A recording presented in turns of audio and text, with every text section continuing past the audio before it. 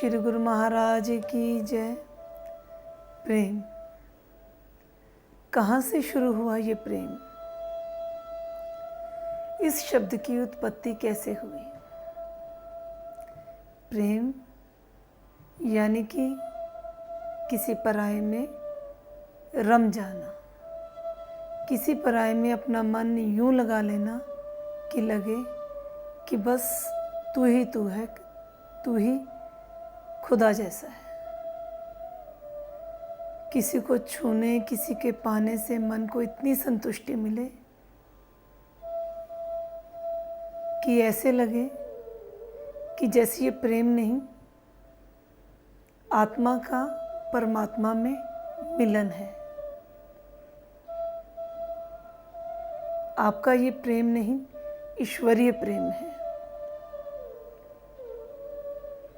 किसी को इतना चाहना कि बस तू ही तू है, तू ही खुदा है, तू ही ईश्वर है, तू ही मालिक है। कितना सुंदर, कितना पावन प्रेम। यदि ये इतना पावन है, इतना प्यार देने वाला है, इतना खूबसूरत है प्रेम, तो इस प्रेम में इतनी तकलीफ क्यों है? दुख क्यों है? कष्ट क्यों है? पीड़ा क्यों है? प्रेम जो इस सृष्टि की रचना है, प्रेम जो इस सृष्टि की जननी है, जो उस परमात्मा की अभिव्यक्ति है, प्रेम। यदि प्रेम इतना पावन सुखमयी है तो फिर पूरा संसार इतने दुखों की नगरी क्यों कहलाता है? क्यों इतना कष्ट है? क्यों इतनी पीड़ा, इतना दुख, इतनी तकलीफ, इतना दर्द हम भोग रहे हैं? प्रेम के लिए इतने ग्रंथ, इतनी रचनाएं, इतनी कविताएं कह दी गईं कि प्रेम सुख देता है, लेकिन संसार में तो इसका उल्टा है। प्रेम तो दुख का कारण बन गया, प्रेम पीड़ा का कारण बन गया। तो ये प्रेम सुख नहीं देता, ये गलत है। या ये सुखमयी है तो क्या हमें प्रेम करना नहीं आता? या हम भूल गए हैं कि प्रेम किसे कहते हैं? शायद सही है कि हम प्रेम नहीं, व्यापार करते हैं, प्योर बिजनेस। जी, व्यापार इसलिए क्योंकि प्रेम कभी बदले में कुछ चाहता नहीं है, कुछ मांगता नहीं है, जो सिर्फ देने का नाम है, जो सिर्फ दे ही रहा है और लेना कुछ भी नहीं चाहता। लेकिन हमारा संसारिक प्रेम जो बदले में हमेशा कुछ ना कुछ मांगता है, व्यापार करता है, और वो भी रिश्तों का व्यापार। जी बिल्कुल, रिश्तों का व्यापार हम करते हैं, हम प्रेम करते ही नहीं हैं। और रिश्तों के व्यापार में कभी नफ़ा और कभी नुकसान है। रिश्तों के व्यापार में नुकसान ज़्यादा है, नफ़ा कम है। जीवन में आपने कितने ही लोग मिले होंगे, कितने लोगों से मुलाकात होगी जो अक्सर ये कहते हैं कि फ़लाँ आदमी से मैंने बड़ा प्रेम किया लेकिन बदले में मुझे धोखा मिला। या फिर कहेंगे कि ये बकवास है, हम प्रेम किसी से नहीं करेंगे, बस बहुत कर चुके। यानी कि व्यापार बहुत कर चुके। यदि प्रेम होता तो ये शब्द नहीं होते। प्रेम एक ऐसी मंजिल है जहाँ पे आपके शब्द खत्म हो जाते हैं। जो बदले में मांगे वो प्रेम नहीं है। प्रेम सिर्फ देने का नाम है। कुछ मांगना, चाहना, ये तो सिर्फ मन और मस्तिष्क का खेल है। मन जिसे हर चीज़ में सिर्फ मांगना आता है, राग और द्वेष, चाहिए चाहिए चाहिए, नहीं चाहिए नहीं चाहिए, सिर्फ चाहना, पा लेना और खो देना। मन को इसी चीज़ का डर है और इसी राग द्वेष में उलझा हुआ है। और मस्तिष्क, आपका दिमाग जो सबसे टॉप पोजीशन पे है, वो ठहरा सबसे बड़ा व्यापारी। तुरंत रिश्तों का मूल्यांकन करके, उनका आंकलन करके, उनका एनालिसिस करके आपके सामने रख देता है कि इस रिश्ते में क्या मेरे लिए सही है और क्या गलत है। और रिश्तों के व्यापार में हम बात कर रहे हैं प्रेम की। तो ये दो चीज़ें, व्यापार और प्रेम, एक साथ एक जगह नहीं हो सकते।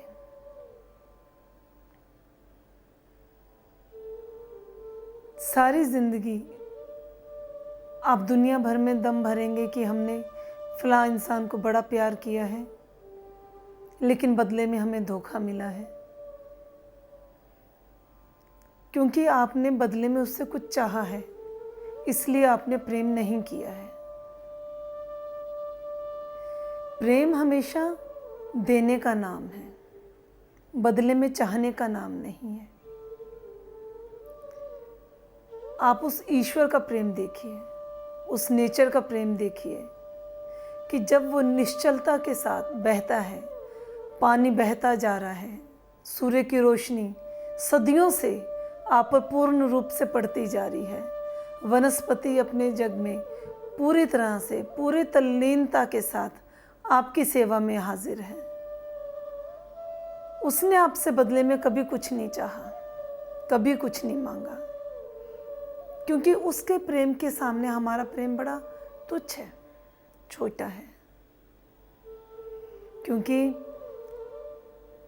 वो अगर लेने पे आ जाए तो हमें बड़ी तकलीफ होती है,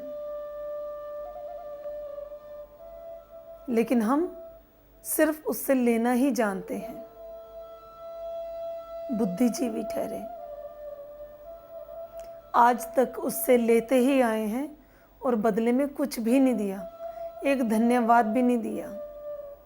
तो फिर आप इंसानों से क्या एक्सपेक्टेशन करेंगे, क्या उम्मीद करेंगे कि वो आपके लिए सब करें और आपके पास उस परमात्मा के लिए धन्यवाद भी नहीं, आपकी पूरी दिनचर्या में उसको एक थैंक्स भी नहीं।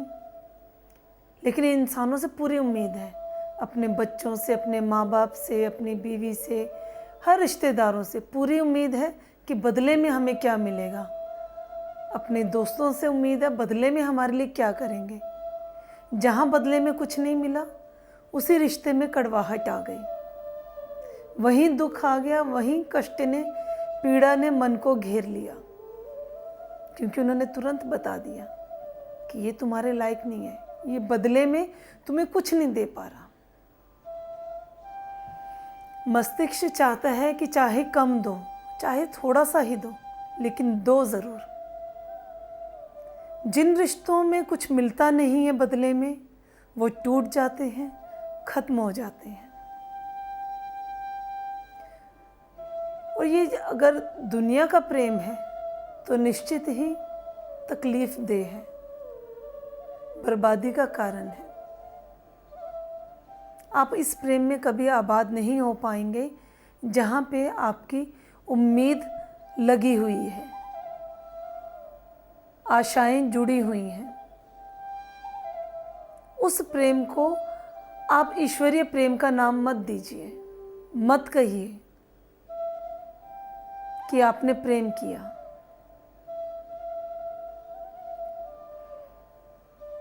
प्रेम जिस वक्त आपको हो जाए, जिसे ईश्वरीय प्रेम कहते हैं,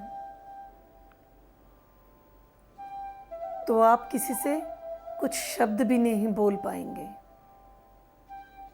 मौन हो जाएंगे, वहां शब्द खत्म हो जाएंगे।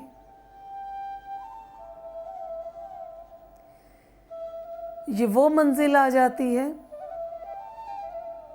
प्रेम में जहां सिकंदर और सुलेमान भी द्वारपाल बन जाते हैं, वो गेट कीपर बन जाते हैं। बेशक सिकंदर ने दुनिया जीती, बेशक कहीं का सुल्तान था, लेकिन प्रेम के हाथों बिका तो एक द्वारपाल बन गया।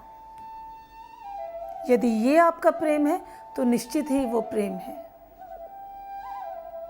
यदि नहीं है तो इसे प्रेम मत कहें। प्रेम की परिभाषा से बिल्कुल अलग है ये। जीवन में जब आपका उस परमात्मा से प्रेम हो जाएगा, मिलन हो जाएगा, उस परमात्मा के प्रेम को आप जीवन के हर क्षण में, हर पल में अपनी रूह से महसूस करेंगे, तब उसे कह सकते हैं कि मैं उसमें रम गया।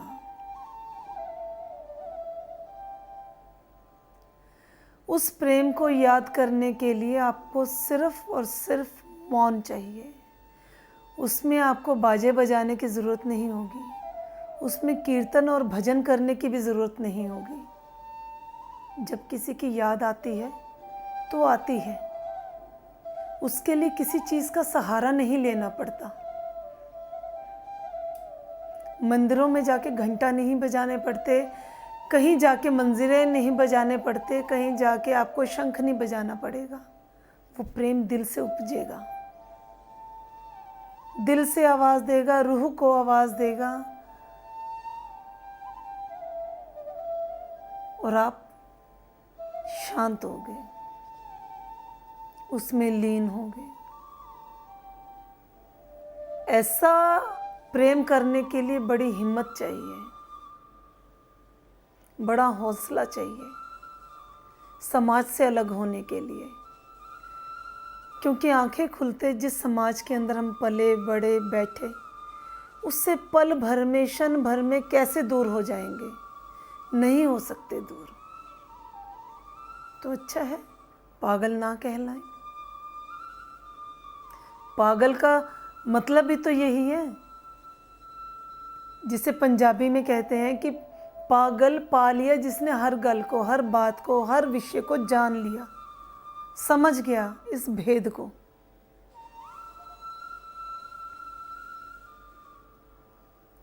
तो इस नाजुक शरीर में, इस कोमल मन में कहाँ इतनी हिम्मत कि वो दुनिया से, समाज से बगावत कर सके और कह सके कि मुझे आपसे प्यार नहीं है।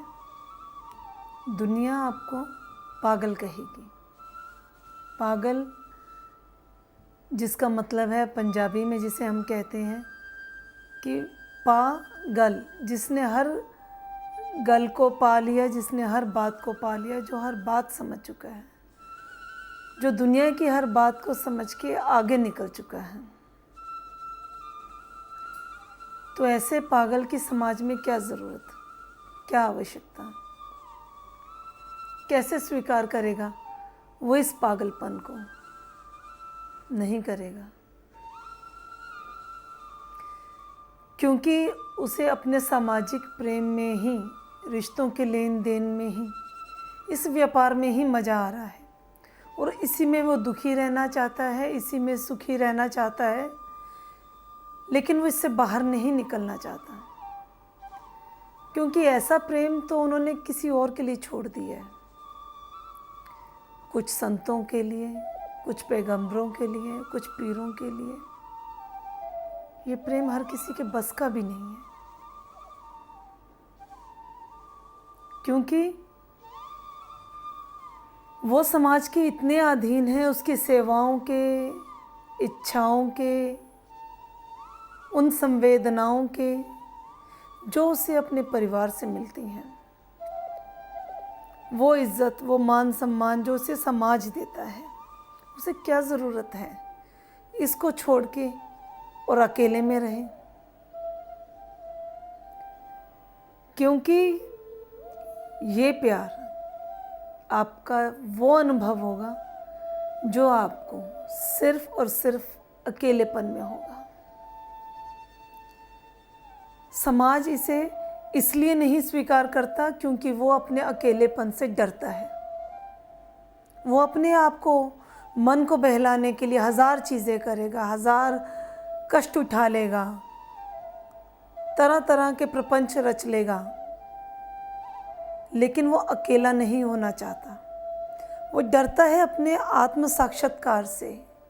वो डरता है कि उसे सेल्फ रियलाइजेशन हो जाएगा तो वह अकेला हो जाएगा, जिसे वो स्वीकार नहीं करना चाहता। तो इसलिए ये प्रेम उन्होंने महात्मा बुद्ध के लिए छोड़ दिया, श्री गुरु नानक देव जी महाराज के लिए छोड़ दिया, ऐसे अनेक संतों के लिए उन्होंने ये प्रेम छोड़ दिया, जो अकेले में ढूंढने निकल गए उस परमात्मा का, और मिला तो अपने मन में मिला,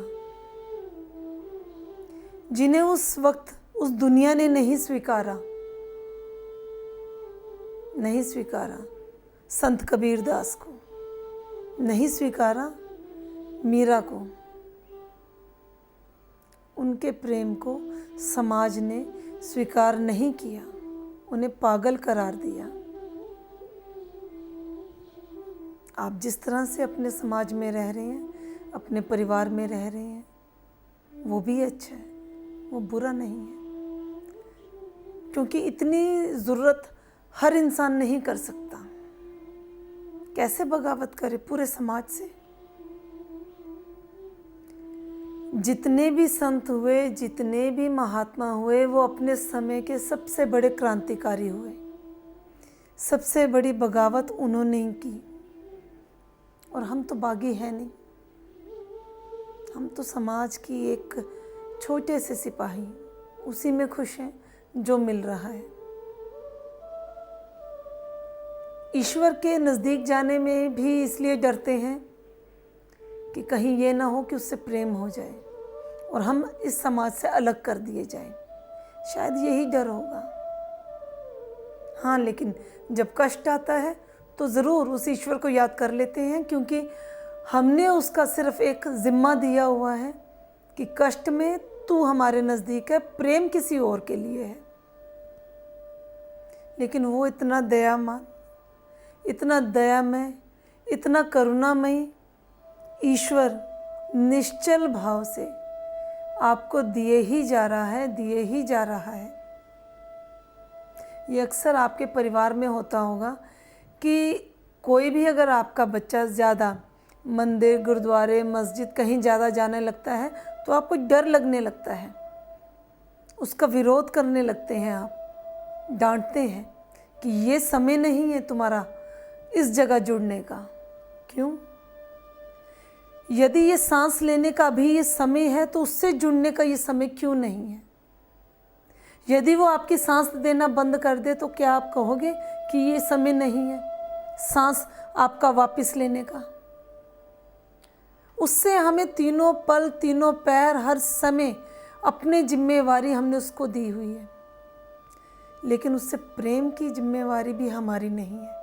प्रेम सिर्फ उसकी जिम्मेवारी है, उस परमात्मा की जिम्मेवारी है, उस गॉड की जिम्मेवारी है कि वो सिर्फ हमें करे। हम सिर्फ अपने परिवार के लिए। कितना मतलबी प्रेम नहीं है आपका? हर चीज़ अपनी सहूलियत से करना, हर चीज़ अपनी मनमानी से करना, और फिर दम भरना कि हम प्रेम करते हैं। वाह भाई, ये कैसा प्रेम है जो सिर्फ ले रहा है, लेता जा रहा है और लेने को ही प्रेम कह रहा है। और उस पागल को, उस प्रभु के प्यारे को इस समाज में जगह भी नहीं। सिर्फ तिरस्कार, सिर्फ अपमान, सिर्फ बेइज्जत होना। उस समय काल में हर संत को बेइज्जत अपमानित होना पड़ा। जीते जी कभी किसी ने उन्हें सम्मान नहीं दिया और अंत में उन्हीं के नाम पे पैसा बटोरना शुरू कर दिया, लोगों को बरगलाना शुरू कर दिया। तो ये तो प्रेम तो आपका व्यापारियों का प्रेम हो गया, उनसे भी बड़े व्यापारी। जीते जी कभी आपने किसी भी इंसान को ईश्वर का बंदा नहीं माना, एनलाइटेंड महसूस नहीं किया, लेकिन मरने के बाद तुरंत उसे देवता का नाम दे दिया गया। साईं बाबा जीती जागती मिसाल। ये मैं कह के आपकी भावनाओं को ठेस नहीं पहुंचाना चाहती, ये मेरा व्यक्तिगत अनुभव नहीं, समाज के सामने जीता जागता सबूत है। जीते जी उन्हें किसी ने जरा सा तेल भी नहीं दिया दिया जलाने के लिए, जिससे उन्हें आनंद मिलता था, खुशी मिलती थी। उस रूहानी खुशी को भी इस समाज ने उन्हें महसूस होने का जो अवसर था वो भी नहीं दिया। और आज बदले में जगह जगह कोने कोने पे साईं बाबा। क्यों? साईं बाबा को कोई एक बार भी नाम दे, वो निश्चलता से देते हैं और देते ही चले जाते हैं। ये तो साईं बाबा का प्रेम हुआ। आपका प्रेम क्या हो? सिर्फ पाने का, कि साईं बाबा के पास जाएंगे तो बदले में हमें ये मिल जाएगा। जिस दिन वो देना बंद कर देंगे, आप उनका दरवाज़ा छोड़ के एक नया दरवाज़ा ढूंढ लेंगे और कहेंगे वो सच्चा दरबार है, वहाँ हमें प्रेम हो गया। भाई वाह, हर बार प्रेम की नई कसौटी, नए पैमाने, क्या अजीब बात है। लेकिन उस बेचारे का हाल तो पूछिए जिसे प्रेम हुआ। वो अपनी मस्ती में मस्त है, उसे कोई फर्क नहीं पड़ता कि आप उसे अपने समाज का हिस्सा माने, परिवार का हिस्सा माने, दुनिया का हिस्सा माने या ना माने। वो अपनी मस्ती में मस्त है, क्योंकि वो जान चुका है, पहचान चुका है उस सच्चे प्रेम को, उसकी अनुभूति को वो महसूस करता है। लेकिन शब्द नहीं है उसके पास ये समझाने को कि प्रेम कैसा है। शब्दकोश पूरे का पूरा खाली हो गया है उसका, वाक्य खत्म हो चुके हैं, मुंह खुलता ही नहीं है, खुलेगा भी कैसे? जब प्रेम हो जाएगा तो कुछ बोल नहीं पाओगे, सिर्फ शांत, चुप, मौन। वो अकेला अपनी मस्ती में मस्त है, धुनी रमाए हुए हैं मन के अंदर। वो ईश्वर के प्यार में तड़प रहा है और उसके प्यार को ये दुनिया नहीं समझती।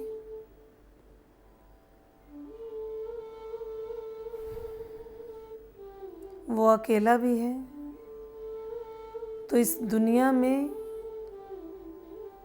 उसे लगता है कि वो उस शाश्वत के संपर्क में है। खाली ये परिवार नहीं, ये पूरा जहान उसका है, ये पूरा ब्रह्मांड उसका है। वो अकेला नहीं है। दुनिया उसे अकेला समझ रही है, लेकिन वो अकेला नहीं है। वो पूर्ण से पूर्णता के साथ अपने ध्यान में, अपने भजन में, अपने नाम सिमरन में मस्त है। लेकिन प्रभु की याद उसके मन को इतना तड़पा रही है, इतना तड़पा रही है कि उसके प्रेम का वो जख्म गहरा होता जा रहा है। कितना गहरा होता जा रहा है वो जख्म, आंसू रोके नहीं रुकते और ईश्वर बुलाए नहीं कहीं आ रहा, तो कहाँ ढूंढेगा वो अपने ईश्वर को? जिसके प्यार में तड़प रहा है उसका ठिकाना भी तो नहीं मालूम, कहाँ भटकेगा वो इस प्यार को पाने के लिए? मन में तड़प है उसको पाने की इच्छा है लेकिन कहीं मिल भी नहीं रहा। कुछ प्रेमियों ने उसे बताया कि उस फलां मंदिर चले जाओ, उस दरगाह पे जाना, उस गुरुद्वारे पे जाना, वहाँ वो अवश्य मिलेगा। लेकिन नहीं, बेकार गई ये सारी कोशिशें, वो नहीं मिला। मिलता भी तो कैसे मिलता? वो इतना पार ब्रह्म परमेश्वर असीमित, इतनी सीमित सी जगह में कैसे मिलता?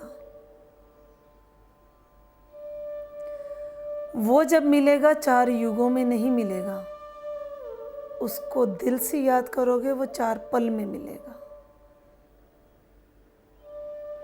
वो 4 पल आपके अपने होंगे, जिसके अंदर आप आत्मा से बोलेंगे, उसे याद करेंगे और उस इबादत के अंदर सिर्फ और सिर्फ आप और वो यानी कि ईश्वर। उस वक्त बुद्धि का नामो निशान नहीं होना चाहिए, तब वो मिलेगा, आपको निश्चित ही मिलेगा। कल हम इस प्रेम के बारे में और चर्चा करेंगे। तब तक के लिए धन्यवाद। ओम हरिहर।